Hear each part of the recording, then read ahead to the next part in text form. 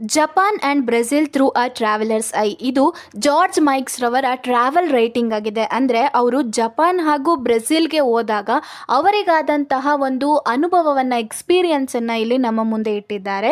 ಇದರಲ್ಲಿ ನಾವು ಎರಡು ಭಾಗನ ನೋಡ್ತೀವಿ. ಒಂದು ಜಪಾನೀಸ್ ಮ್ಯಾನರ್ಸ್, ಇನ್ನೊಂದು ಟ್ರಾಫಿಕ್ ಇನ್ ಬ್ರೆಜಿಲ್. ಎರಡೂ ಕೂಡ ಇಂಪಾರ್ಟೆಂಟ್ ಆಗಿರುತ್ತೆ. ಯಾಕಂದರೆ ಇವೆರಡರಲ್ಲಿ ಒಂದು ಪಕ್ಕಾ ಕ್ವಶನ್ ಬಂದೇ ಬರುತ್ತೆ. ಒಂದು ಜಪಾನೀಸ್ ಮ್ಯಾನರ್ಸಿಂದ ಬರುತ್ತೆ, ಇಲ್ಲ ಅಂದರೆ ಟ್ರಾಫಿಕ್ ಬಗ್ಗೆ ಒಂದು ಕೇಳ್ತಾರೆ. ಹಾಗಾಗಿ ಇಂಪಾರ್ಟೆಂಟ್ ಆಗಿರುತ್ತೆ. ಮೊದಲಿಗೆ ನಾವು ಜಪಾನೀಸ್ ಮ್ಯಾನರ್ಸ್ ಬಗ್ಗೆ ನೋಡೋಣ. ಜಪಾನಿನ ಜನರ ನಡವಳಿಕೆ ಯಾವ ರೀತಿ ಇರುತ್ತೆ ಅಂದರೆ, ನೀವು ಒಂದು ಕಾಲು ಗಂಟೆ ಜಪಾನಲ್ಲಿ ಇದ್ರೆ ಸಾಕು, ನಿಮಗೆ ಅಲ್ಲಿನ ಜನ ಹೇಗೆ ಅನ್ನೋದು ಅರ್ಥ ಆಗುತ್ತೆ. ಅವ್ರು ಎಷ್ಟು ವೆಲ್ ಮ್ಯಾನರ್ಡ್ ಆಗಿರ್ತಾರೆ, ಎಷ್ಟು ಒಳ್ಳೆಯ ನಡವಳಿಕೆ ಉಳ್ಳವರಾಗಿರ್ತಾರೆ ಅನ್ನೋದು ನಿಮಗೆ ಅರ್ಥ ಆಗುತ್ತಂತೆ. ಅತ್ಯಂತ ಜನಸಂಖ್ಯೆ ಉಳ್ಳಂತಹ ಒಂದು ದ್ವೀಪದಲ್ಲಿ ಅಂತ ಅಂದರೆ ಒಂದು ಓವರ್ ಕ್ರೌಡೆಡ್ ಆಗಿರೋ ಐಲ್ಯಾಂಡ್ ಅಲ್ಲಿ ವಾಸಿಸುವಂತಹ ಜನರು ಒಬ್ಬರು ಪ್ರೈವಸಿನ ಮತ್ತೊಬ್ಬರು ರೆಸ್ಪೆಕ್ಟ್ ಮಾಡಲೇಬೇಕಾಗಿರುತ್ತೆ. ಆದರೆ ಆ ಒಂದು ಓವರ್ ಕ್ರೌಡೆಡ್ ಜಾಗದಲ್ಲಿ ಒಬ್ರಿಗೆ ಪ್ರೈವಸಿ ಕೊಡೋದು, ಒಬ್ಬರು ಪ್ರೈವಸಿನ ರೆಸ್ಪೆಕ್ಟ್ ಮಾಡೋದು ತುಂಬ ಕಷ್ಟದ ಕೆಲಸನೂ ಕೂಡ ಹೌದು. ಹಾಗಾಗಿ ಇಲ್ಲಿ ಕರ್ಟೆಸಿ ಡಬಲ್ ಫಂಕ್ಷನ್ನ ಪ್ಲೇ ಮಾಡುತ್ತೆ ಅಂತ ಹೇಳ್ತಿದ್ದಾರೆ. ಅಂದರೆ ಕರ್ಟೆಸಿ ಅಂದರೆ ಪೊಲೈಟ್ ಮ್ಯಾನರ್ಡ್ ಕೂಡ ಹೌದು, ಅಷ್ಟೇ ಅಲ್ಲ ಒಂದು ಪ್ರೈವಸಿಯ ಸಬ್ಸ್ಟಿಟ್ಯೂಟ್ ಕೂಡ ಹೌದು ಅಂತ ಹೇಳ್ತಿದ್ದಾರೆ. ಉದಾಹರಣೆಗೆ ಈ ರೆಡ್ ಟೆಲಿಫೋನ್ಗಳನ್ನ ರೋಡಲ್ಲಿ, ಶಾಪ್ಗಳಲ್ಲಿ, ಈ ಹೋಟೆಲ್ನ ಹಾಲ್ಗಳಲ್ಲೆಲ್ಲ ಒಂದು ಟೇಬಲ್ ಮೇಲೆ ಪ್ಲೇಸ್ ಮಾಡಿರ್ತಾರೆ. ಅದು ಪಬ್ಲಿಕ್ ಟೆಲಿಫೋನ್ ಆಗಿರುತ್ತೆ. ಅದಕ್ಕೆ ಅಂತಾನೆ ಸಪ್ರೇಟ್ ಬೂತನ್ನು ಮಾಡೋದಕ್ಕೆ ಅಲ್ಲಿ ಜಾಗ ಅಷ್ಟು ಇಲ್ಲ, ಸ್ಪೇಸ್ ಇರೋದಿಲ್ಲ. ಹಾಗಾಗಿ ಟೆಲಿಫೋನ್ಗಳನ್ನ ಟೇಬಲ್ ಮೇಲೆ ಇಟ್ಟಿರ್ತಾರೆ. ಅಲ್ಲಿ ನೀವು ಪಬ್ಲಿಕ್ಕಲ್ಲಿ ಆರಾಮಾಗಿ ನಿಮ್ಮ ಬಿಸ್ನೆಸ್ ಕಾನ್ಫಿಡೆನ್ಷಿಯಲ್ಸ್ನ, ನಿಮ್ಮ ಮನೆ ವಿಚಾರಗಳು ಅಥವಾ ನಿಮ್ಮ ಏನೋ ಪರ್ಸ್ನಲ್ ವಿಚಾರ ಎಲ್ಲವನ್ನು ಕೂಡ ಆರಾಮಾಗಿ ಮಾತಾಡ್ಬೋದು. ಕಂಪ್ಲೀಟ್ ಪ್ರೈವಸಿ ನಿಮ್ಗಲ್ಲಿರುತ್ತೆ. ನಿಮ್ಮ ಅಕ್ಕಪಕ್ಕ ಓಡಾಡೋರು, ಹಾದಿ ಹೋಗೋಂಥ ಅಲ್ಲಿ ಏನು ಜನಗಳಿರ್ತಾರೆ ಅವರು ಅದನ್ನು ಕೇಳಿಸ್ಕೋಬಹುದು. ಆದರೂ ಕೂಡ ಅವರು ಕೇಳಿಸ್ಕೊಳ್ಳೋದಿಲ್ಲ. ಯಾಕಂದರೆ ಅವರು ಅಷ್ಟು ವೆಲ್ ಮ್ಯಾನರ್ಡ್ ಆಗಿರ್ತಾರೆ, ಅಷ್ಟು ಪೊಲೈಟ್ ಮ್ಯಾನರ್ಡ್ ಆಗಿರ್ತಾರೆ. ಅವರಿಗೆ ಅದನ್ನು ಕೇಳಿಸ್ಕೋಬಾರ್ದು, ಒಬ್ಬರಿಗೆ ಪ್ರೈವಸಿ ಕೊಡಬೇಕು ಅನ್ನೋದು ಗೊತ್ತಿರುತ್ತೆ. ಹಾಗಾಗಿ ನೀವು ಆರಾಮಾಗಿ ಮಾತಾಡ್ಬೋದು, ಕಂಪ್ಲೀಟ್ ಪ್ರೈವಸಿ ಇರುತ್ತಂತೆ ಜಪಾನ್ನಲ್ಲಿ. ಒಬ್ಬ ಯಾವ ವ್ಯಕ್ತಿ ಟೆಲಿಫೋನ್ ರಿಸೀವರ್ ಇಟ್ಕೊಂಡಿರ್ತಾನೋ ಅದೇ ಅವನ ಒಂದು ಕೋಟೆಯಂತೆ ಇರುತ್ತೆ ಅಂತ ಇಲ್ಲಿ ಹೇಳ್ತಿದ್ದಾರೆ. ಜಪಾನಲ್ಲಿ ಕೂಡಲೇ ನಿಮ್ಮ ಗಮನಕ್ಕೆ ಬರುವಂಥ ಇನ್ನೊಂದು ಸಂಗತಿ ಏನಪ್ಪ ಅಂದರೆ ಅಲ್ಲಿನ ಒಂದು ಬೋಯಿಂಗ್ ಅಭ್ಯಾಸ. ಅಂತಂದರೆ ನಮ್ಮ ಕಡೆ ಹೇಗೆ ಎರಡು ಕೈಯನ್ನು ಎತ್ತಿ ಜೋಡಿಸಿ ಕೈ ಮುಗಿದು ನಮಸ್ಕಾರವನ್ನು ಮಾಡ್ತೀವಿ ಇನ್ನೊಬ್ರಿಗೆ, ಅಥವಾ ಗ್ರೀಟ್ ಮಾಡ್ತೀವಿ ಅಥವಾ ರೆಸ್ಪೆಕ್ಟ್ ಕೊಡ್ತೀವೋ, ಅದೇ ರೀತಿಯಲ್ಲಿ ಬೋಯಿಂಗ್ ಮಾಡೋ ಮುಖಾಂತರ ಅಂದರೆ ತಮ್ಮ ತಲೆಯನ್ನು ಬಾಗಿಸಿ ಅವರಿಗೆ ರೆಸ್ಪೆಕ್ಟನ್ನು ಕೊಡ್ತಾರೆ ಅಥವಾ ಗ್ರೀಟ್ ಮಾಡ್ತಾರೆ.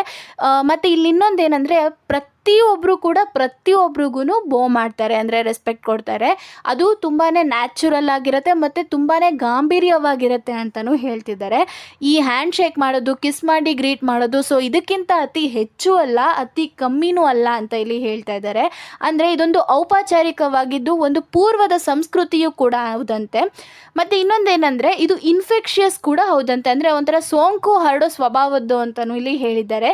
ಯಾಕಂದರೆ ನೀವು ಅಲ್ಲಿ ಹೋಗಿ ಕೆಲವು ಗಂಟೆ ಆದಮೇಲೆ ನೀವು ಕೂಡ ಬೋ ಮಾಡೋದಕ್ಕೆ ಸ್ಟಾರ್ಟ್ ಮಾಡ್ತೀರಂತೆ, ಅಷ್ಟು ಇನ್ಫೆಕ್ಷಿಯಸ್ ಅಂತ ಇಲ್ಲಿ ಹೇಳಿದ್ದಾರೆ. ಹಾಗಂತ ನಾವು ಬೋ ಮಾಡೋದಕ್ಕೆ ಶುರು ಮಾಡಿದ್ರೆ ಅದು ತಪ್ಪಾಗೋ ಚಾನ್ಸಸ್ ಇರುತ್ತೆ. ಯಾಕಂದರೆ ಒಬ್ರಿಗೆ ತುಂಬ ಡೀಪಾಗಿ ನಾವು ಬೋ ಮಾಡಿಬಿಡ್ಬೋದು, ಅಥವಾ ಒಬ್ರಿಗೆ ಶಾರ್ಟ್ ಆಗ್ಬೋದು, ಅಥವಾ ರಾಂಗ್ ಟೈಮಲ್ಲಿ ರಾಂಗ್ ಪರ್ಸನ್ಗೆ ನಾವು ಬೋ ಮಾಡ್ಬೋದು. ಹಾಗಾಗಿ ತಪ್ಪಾಗೋ ಚಾನ್ಸಸ್ ಇರುತ್ತೆ. ಯಾಕಂದರೆ ಈ ಜಪಾನೀಸ್ನ ಈ ಬೋಯಿಂಗ್ ಪದ್ಧತಿಯಲ್ಲಿ ಅವ್ರದ್ದೇ ಆದ ಒಂದು ಹೈರಾರ್ಕಿನ ಅವರು ಫಾಲೋ ಮಾಡ್ತಾರೆ. ಫಾರ್ ಎಕ್ಸಾಂಪಲ್, ನೀವು ಯಾರಿಗೆ ಎಷ್ಟೊತ್ತು ಬಗ್ತೀರಾ, ಎಷ್ಟು ಡೀಪಾಗಿ ಬಗ್ತೀರಾ ಅನ್ನೋದು ಇಲ್ಲಿ ಮ್ಯಾಟರ್ ಆಗುತ್ತಂತೆ. ಇದು ನಮಗೆ ಸ್ವಲ್ಪ ಡಿಫಿಕಲ್ಟ್ ಅಂತ ಅನಿಸ್ಬೋದು, ಕಾಂಪ್ಲಿಕೇಟೆಡ್ ಅಂತ ಅನಿಸ್ಬೋದು, ಬಟ್ ಅಲ್ಲಿನ ಜನ ಇದನ್ನು ತುಂಬಾ ಈಸಿಯಾಗಿ ಹ್ಯಾಂಡಲ್ ಮಾಡ್ತಾರೆ ಅಂತ ಇಲ್ಲಿ ಲೇಖಕರು ಹೇಳ್ತಾ ಇದ್ದಾರೆ. ಮತ್ತು ನಿಮಗೂ ಕೂಡ ಒಂದು ಸ್ವಲ್ಪ ವ್ಯತ್ಯಾಸಗಳು ಗೊತ್ತಾಗುತ್ತೆ. ಫಾರ್ ಎಕ್ಸಾಂಪಲ್, ಮೊದಲನೇ ವ್ಯಕ್ತಿಗಿಂತ ಎರಡನೇ ವ್ಯಕ್ತಿಯ ಒಂದು ಬೋಯಿಂಗ್ ಶಾರ್ಟ್ ಆಗಿತ್ತು ಅಂತಂದರೆ ಆವಾಗ ನಿಮಗೆ ಅರ್ಥ ಆಗುತ್ತೆ ಅಲ್ಲಿ ಮೊದಲನೇ ವ್ಯಕ್ತಿಗಿಂತ ಎರಡನೇ ವ್ಯಕ್ತಿ ಸ್ವಲ್ಪ ಏಜಲ್ಲಿ ಆಗಿರ್ಬೋದು, ಅಥವಾ ಸೋಷಿಯಲ್ ಪೊಸಿಷನಲ್ಲಿ ಆಗಿರ್ಬೋದು, ಅಥವಾ ಒಂದು ಸ್ಟ್ಯಾಂಡರ್ಡಲ್ಲಿ ಆಗಿರ್ಬೋದು, ಆ ಎರಡನೇ ವ್ಯಕ್ತಿ ದೊಡ್ಡವರು ಅನ್ನೋದು ನಿಮಗೆ ಅಲ್ಲಿ ಅರ್ಥ ಆಗುತ್ತೆ ಅಂತ ಹೇಳ್ತಿದ್ದಾರೆ. ಇನ್ನೊಂದು ಫ್ಯಾಮಿಲಿಯಲ್ಲಿರುವಂತಹ ಒಂದು ಬೇಸಿಕ್ ರೂಲ್ಸ್ ಬಗ್ಗೆ ಇಲ್ಲಿ ಹೇಳ್ತಾ ಇದ್ದಾರೆ. ಅದೇನಪ್ಪ ಅಂತಂದರೆ, ಹೆಂಡತಿ ತನ್ನ ಗಂಡನಿಗೆ ಬೋ ಮಾಡ್ತಾಳೆ, ಮಕ್ಕಳು ತನ್ನ ತಂದೆಯರಿಗೆ ಬೋ ಮಾಡ್ತಾರೆ, ಹಾಗೂ ಮನೆಯಲ್ಲಿರುವಂಥ ಈ ತಮ್ಮಂದಿರೇನಿರ್ತಾರೆ ಅವರು ತನ್ನ ಅಣ್ಣಂದಿರಿಗೆ ಬೋ ಮಾಡ್ತಾರೆ. ಹಾಗೆ ಮನೆಯಲ್ಲಿರುವಂಥ ಹೆಣ್ಮಕ್ಳು ತನ್ನ ಅಣ್ಣ ತಮ್ಮ ಇಬ್ರಿಗೂ ಕೂಡ ಬೋವನ್ನು ಮಾಡ್ತಾಳೆ ಅಂತ ಇಲ್ಲಿ ಹೇಳ್ತಾ ಇದ್ದಾರೆ. ಮತ್ತು ಈ ಜಪಾನ್ನಲ್ಲಿ ತಾಯಂದಿರು ತಮ್ಮ ಮಕ್ಕಳನ್ನ ಬೆನ್ನ ಮೇಲೆ ಕ್ಯಾರಿ ಮಾಡ್ತಾರಂತೆ. ಹೇಗೆ ನಾವು ಮುಂದೆಗಡೆ ಎತ್ಕೋತೀವೋ ಇವರು ಅದೇ ರೀತಿ ಬೆನ್ನ ಮೇಲೆ ಕ್ಯಾರಿ ಮಾಡ್ತಾರೆ. ಯಾಕಂತಂದರೆ ಅವರು ಬೋ ಮಾಡಿದಾಗ ಆ ಮಗುನೂ ಕೂಡ ಬೋ ಮಾಡ್ದಂಗೆ ಆಗತ್ತೆ ಅಂತ ಇಲ್ಲಿ ಹೇಳಿದ್ದಾರೆ.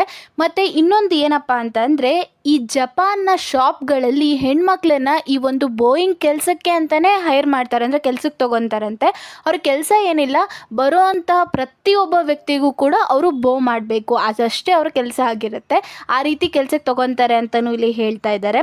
ಹಾಗೆ ಈ ಟೋಕಿಯೋ ಮತ್ತು ಒಸಾಕಾ ನಡುವೆ ಇರುವಂತಹ ಒಂದು ಟೊಕಾಯ್ಡೋ ಲೈನ್ ಎಂಬ ಪ್ಲೇಸಲ್ಲಿ ಇಬ್ಬರು ಕಂಡಕ್ಟರ್ಸು ಆ ಕ್ಯಾರಿಯೇಜ್ಗೆ ಎಂಟರ್ ಆಗೋದು ಒಂಥರ ಥಿಯೇಟ್ರಿಕಲ್ ಸೀನ್ ಇದ್ದಂಗೆ ಇರುತ್ತೆ ಅಂತ ಹೇಳ್ತಾ ಇದ್ದಾರೆ. ಯಾಕಂದರೆ ಇಬ್ಬರೂ ಕೂಡ ಆ ಒಂದು ಕೋಚ್ನ ಮಧ್ಯಭಾಗಕ್ಕೆ ಮಾರ್ಚ್ ಮಾಡಿಕೊಂಡು ಬಂದು ಎರಡೂ ಡೈರೆಕ್ಷನಲ್ಲೂ ಕೂಡ ಬೋ ಮಾಡಿ ಅನಂತರ ಟಿಕೆಟನ್ನು ಚೆಕ್ ಮಾಡ್ತಾರಂತೆ. ಹಾಗಾಗಿ ಅಂದರೆ ಅಲ್ಲೂ ಕೂಡ ಫಾಲೋ ಮಾಡ್ತಾರೆ ಅಂತ ಹೇಳ್ತಿದ್ದಾರೆ.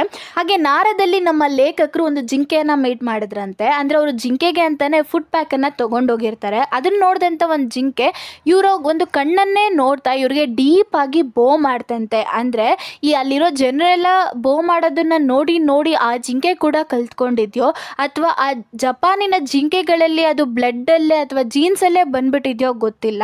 ಆದರೆ ಆ ಜಿಂಕೆ ಅವರಿಗೆ ಬೋ ಮಾಡಿದ್ದಂತೂ ಸತ್ಯ, ಬಂದು ಜಂಪ್ ಮಾಡಿ ಅವ್ರ ಹತ್ರ ಇದ್ದಂಥ ಒಂದು ಫುಡ್ ಪ್ಯಾಕನ್ನು ಕಿತ್ಕೊಂಡು ಹೋಯ್ತಂತೆ ಅಂತ ಇಲ್ಲಿ ಹೇಳ್ತಿದ್ದಾರೆ. ಅಂದರೆ ಆ ಜಿಂಕೆ ಕೂಡ ಟ್ರೂ ಜಪಾನೀಸ್ ಅಂತ ಇಲ್ಲಿ ಲೇಖಕರು ಹೇಳ್ತಾ ಇದ್ದಾರೆ. ಅಂದರೆ ಆ ಜಿಂಕೆ ಕೂಡ ತಾನು ಜಪಾನಿನ ಜಿಂಕೆ ಅಂತಲೇ ಸಾಬೀತುಪಡಿಸ್ಬಿಡ್ತು ಅಂತ ಹೇಳ್ತಾ ಇದ್ದಾರೆ.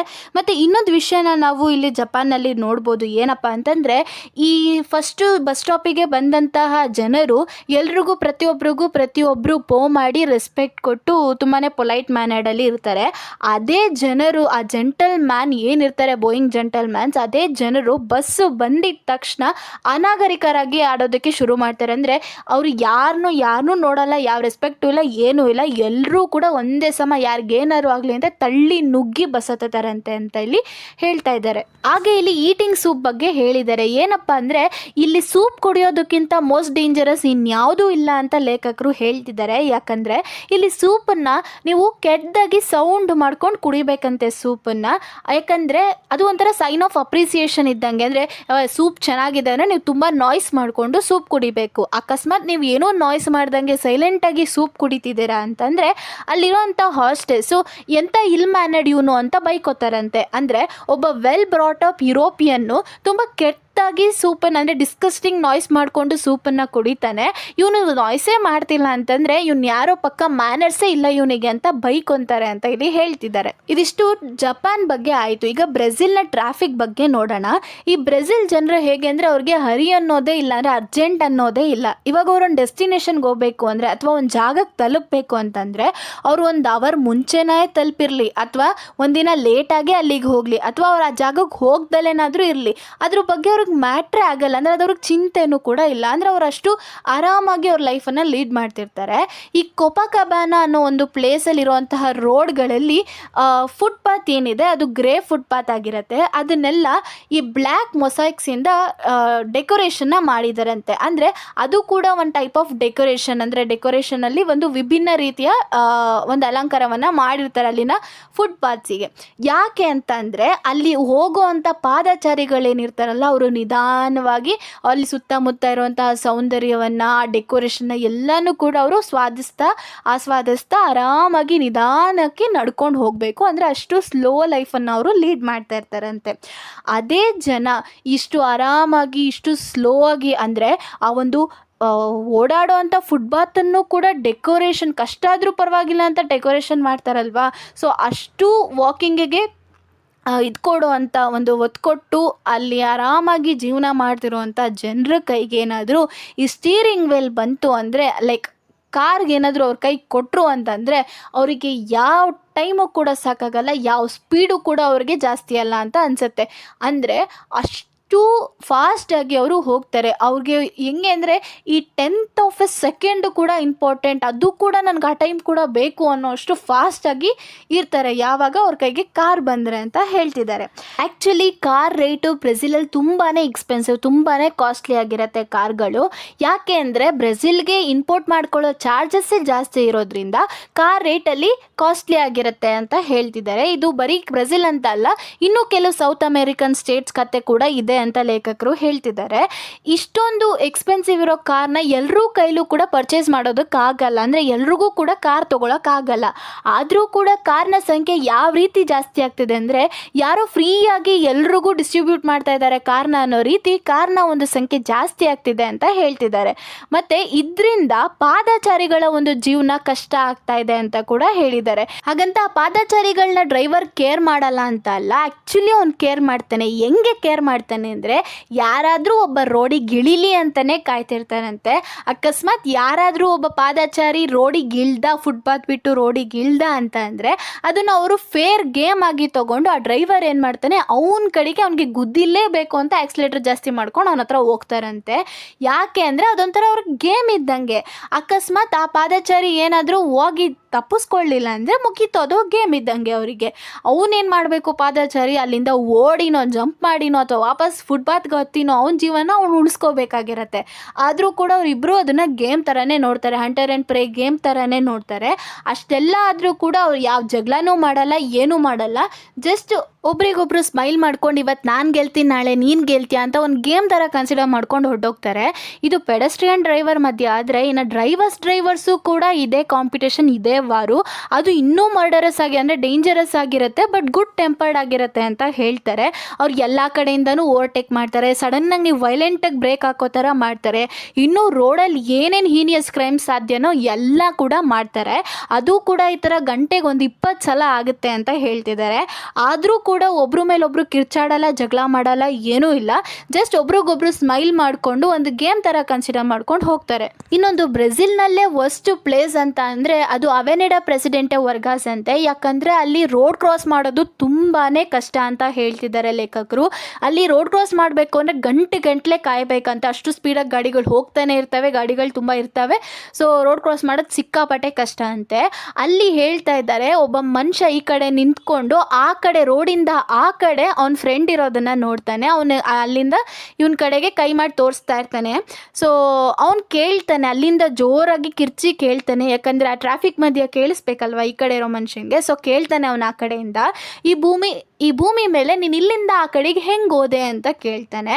ಇವನು ಅದನ್ನು ಕೇಳಿಸ್ಕೊಂಡು ಎಂಥ ಕ್ವಶನ್ ಕೇಳ್ತಾ ಅವ್ನ ಗುರು ಇವನು ಅಂದ್ಕೊಂಡು, ನಾನು ಹುಟ್ಟಿರೋದೇ ಈ ಸೈಡ್ ಕಣಪ್ಪ ಅಂತ ಹೇಳ್ತಾನಂತೆ. ಅಂದರೆ ಅಷ್ಟು ಕಷ್ಟ ಅಲ್ಲಿ ರೋಡ್ ಕ್ರಾಸ್ ಮಾಡೋದು ಅಂತ ಹೇಳ್ತಾ ಇದ್ದಾರೆ. ಸೊ ಇದಿಷ್ಟು ಜಪಾನ್ ಆ್ಯಂಡ್ ಬ್ರೆಜಿಲ್ ಥ್ರೂ ಆ ಟ್ರಾವೆಲರ್ಸ್ ಐ ಲೆಸನ್ ಆಗಿತ್ತು. ಏನಿಲ್ಲ, ಈಸಿನೇ ಇದೆ ಮತ್ತು ಇಂಪಾರ್ಟೆಂಟ್ ಕೂಡ ಹೌದು. ಯಾಕಂದರೆ ಎರಡರಲ್ಲಿ ಒಂದು, ಅಂದರೆ ಜಪಾನೀಸ್ ಮ್ಯಾನರ್ಸಿಂದನಾದರೂ ಆಗಿರ್ಬೋದು, ಟ್ರಾಫಿಕ್ ಇನ್ ಬ್ರೆಜಿಲ್, ಎರಡೂ ಕೂಡ ಈಸಿ ಆಗಿರೋ ಟಾಪಿಕ್ಸೇನೆ. ಸೊ ಎರಡರಲ್ಲಿ ಒಂದು ಟಾಪಿಕ್ ಪಕ್ಕಾ ಎಕ್ಸಾಮ್ಗೆ ಬಂದೇ ಬರುತ್ತೆ. ಸೊ ಈ ಒಂದು ಚಾಪ್ಟರ್ನ ಓದ್ಕೊಬೋದು ಆರಾಮಾಗಿ.